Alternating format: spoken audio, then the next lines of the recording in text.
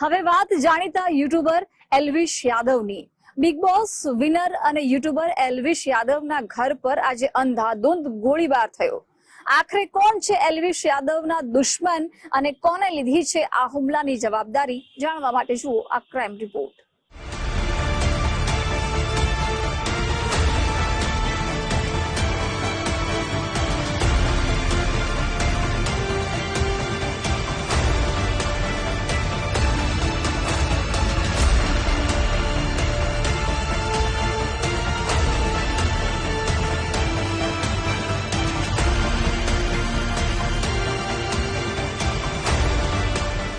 Big boss winner, famous YouTuber અને actor એલ્વિશ Yadav, જેના ગુરુગ્રામમાં આવેલા ઘર પર ફિલ્મી ઢબે ફાયરિંગ થયું છે।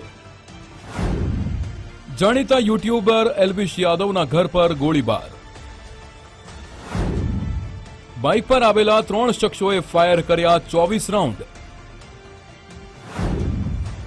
એલ્વિશ યાદવ વિદેશ ગયો હોવાથી બચી ગયો જીવ।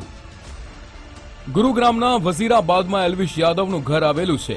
વહેલી સવારે અજાણ્યા 3 શખ્સોએ તેના ઘર પર અંધાધૂંધ ગોળીબાર કર્યો હતો। ફાયરિંગનો અવાજ સાંભળી ઘરમાં હાજર એલ્વિશની માતા અને કેરટેકર ગભરાઈ ગયા। પોલીસને જાણ કરતા સ્થાનિક પોલીસની ટીમ તાત્કાલિક આવી અને ઘર બહાર પડેલી ખાલી કારતૂસ જપ્ત કરી। પોલીસે જોયું તો એલ્વિશના ઘરની બાલ્કની, દિવાલો, બારીઓ અને દરવાજા પર ગોળી વાગેલી હતી। અંધાધૂંધ ગોળીબારમાં એલ્વિશના ઘરના દરવાજાનો કાચ તૂટી ગયો છે। રૂમના દરવાજામાં ગોળી ઘૂસી ગયેલી દેખાય છે। બીજા રૂમના ગેટ પર ગોળીનું નિશાન દેખાય છે। ઘરની બાલ્કનીમાં અનેક ગોળીઓના નિશાન છે। એલ્વિશ કોઈ કામથી વિદેશ ગયો છે। ફાયરિંગ સમયે તેની માતા અને કેરટેકર હાજર હતા, જો કે સદનસીબે તેમાંથી કોઈને ઈજા થઈ નથી। ફાયરિંગ કરનારા આરોપીઓ સીસીટીવી કેમેરામાં કેદ। બાઇક પર 3 શખ્સો આવ્યા અને કર્યો અંધાધૂંધ ગોળીબાર। ફાયરિંગ બાદ સેક્ટર 56 પોલીસ તેમજ ક્રાઇમ બ્રાન્ચની 2 ટીમ ઘટના સ્થળે પહોંચી હતી। પોલીસ નજીકના ઘરોમાં લગાવેલા સીસીટીવી કેમેરાના ફૂટેજ સ્કેન કર્યા હતા। તે પૈકી એક સીસીટીવી કેમેરામાં ફાયરિંગ કરનારા 3 શખ્સો દેખાયા હતા। તારીખ 17 ઓગસ્ટ 2025, સમય વહેલી સવારના 5:25 કલાક, સ્થળ ગુરુગ્રામ, હરિયાણા। સીસીટીવી કેમેરામાં દેખાઈ રહ્યું છે તેમ એક બાઇક પર 3 શખ્સો આવે છે। 3 પૈકી એક આરોપીએ હેલ્મેટ પહેરેલું હોય છે, બાકીના બંને આરોપીઓએ ચહેરા પર રૂમાલ બાંધેલો છે। તેમાંથી 2 શખ્સો બાઇક પરથી ઉતરતાની સાથે જ જાણે કોઈ ફિલ્મનો સીન ચાલી રહ્યો હોય તેમ પિસ્તોલ કાઢી ધડાધડ ફાયરિંગ કરવા લાગ્યા। અંદાજિત 24 રાઉન્ડ ફાયરિંગ કર્યા બાદ આરોપીઓ ફરાર થઈ ગયા હતા। જે રીતે ગોળીબાર કરવામાં આવ્યો હતો તેને જોઈ હુમલાખોરો પ્રોફેશનલ શૂટર હોવાનું પ્રાથમિક અનુમાન લગાવવામાં આવી રહ્યું છે। આ બાબતે મીડિયા સાથે વાત કરતા એલ્વિશના પિતા રામ અવતાર યાદવે જણાવ્યું કે ઘટના સમયે પરિવાર ઘરની અંદર હતો। આરોપીઓએ ઘરની બહાર ઉભા ફાયરિંગ કરી ભાગી ગયા। भाई सुबह हमें जो है थोड़ा लगा अंदेशावासी आई जैसे भी सुबह 5:30 के लगभग, तो हमने देखा तब बाहर आके तो यहाँ पे लगा कि गोलियां चली हुई। फिर हम सड़क पे निकले बाहर, जैसे पड़े हुआ था कुछ बाहर देखा तो खोल पड़े हुए थे। फिर तुरंत हमने सीसीटीवी देखा अपना, क्या हुआ है, क्योंकि पता लगा कि 2 उसमें 2 या 3, 2 तो है ही है, तीसरा इधर उधर दाएं बाएं खड़ा है, कोई मोटरसाइकिल पे आए हैं भाई, बाहर से करते आ रहे हो, सीसीटीवी में दिख रहा है। वो पुलिस ले गई है, हमने पुलिस को खबर कर दिया। शायद उन्होंने हो सकता है 20 राउंड भी हो, 25 भी हो, गिन तो नहीं पाए हम, लेकिन है ज्यादा, 15 से ज्यादा ही है। गैंगस्टर हिमांशु भाऊ ये नहीं चाहता है कि एल्विश यादव जैसे लोग युवाओं को कम से कम ब्रेन वॉश करके उन्हें इस तरह से बर्बाद करने की कोशिश करें। गैंगस्टर हिमांशु भाऊ ने अपनी पोस्ट में यह भी कहा है कि जितने भी कीड़े मकोड़े इस तरह से युवाओं को बर्बाद कर रही हैं वो तैयार रहें। अगर वो नहीं मानते हैं तो इसे धमकी ना समझा जाए, बल्कि आगे वो एक तरह से ऐसा काम और करेंगे, यानी कि एल्विश यादव की जान को खतरा बताया जा रहा है।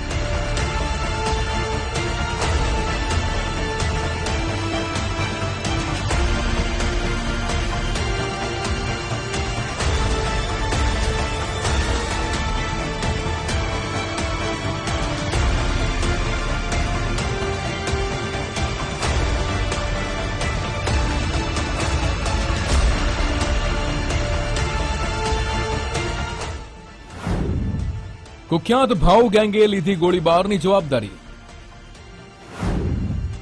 સોશિયલ મીડિયાના કીડાઓને ભાઉ ગેંગની વોર્નિંગ। ગુજરાત ફર્સ્ટ નથી કરતું સોશિયલ મીડિયા પોસ્ટની પુષ્ટિ. આ હુમલાની જવાબદારી વિદેશમાં બેઠેલા ગેંગસ્ટર હિમાંશુ ભાઉ અને નીરજ ફરીદપુરિયાએ લીધી છે. સોશિયલ મીડિયા પર એક પોસ્ટમાં આ અંગે દાવો કરવામાં આવ્યો છે. સોશિયલ મીડિયામાં એક પોસ્ટમાં લખવામાં આવ્યું છે તેમ, જય ભોલેકી, રામ રામ સૌ ભાઈઓને. આજે એલ્વિશ યાદવના ઘરે જે ફાયરિંગ થયું છે તે અમે નીરજ ફરીદપુર અને ભાવ રિટોલિયાએ કરાવડાવ્યું છે. આજે અમે તમને અમારો પરિચય આપ્યો છે.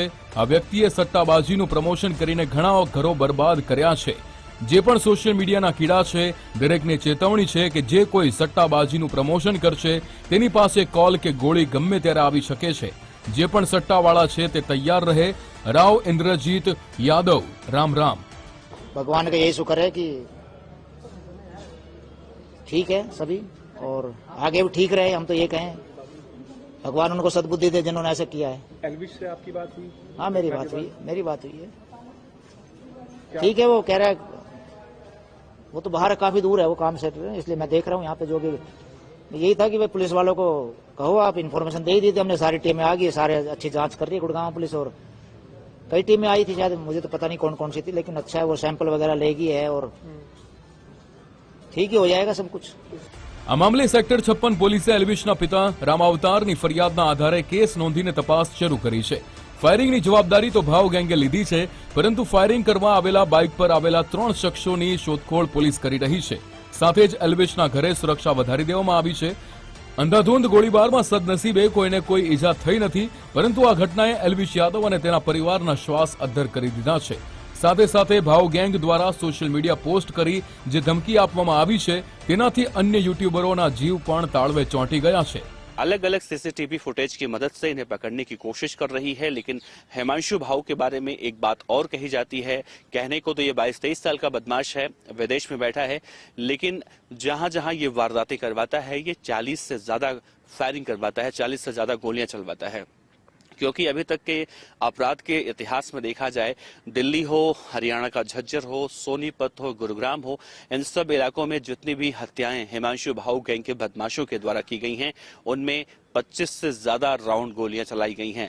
यानी हम कहें कि जिस तरह से एक जमाने में देश की राजधानी दिल्ली में जितेंद्र गोगी का आतंक हुआ करता था, गोगी भी इसी तरह से 40-40 गोलियां एक साथ वहां पर देखने को मिलती थी. 40 गोलियां चलाई जाती थी ताकि जिसके ऊपर ये कार्रवाई की जा रही हो बदमाशों के द्वारा वो पूरी तरह से दहशत में आ जाए या फिर इन्हें जो प्रोटेक्शन मनी की डिमांड की जाती है वो दे.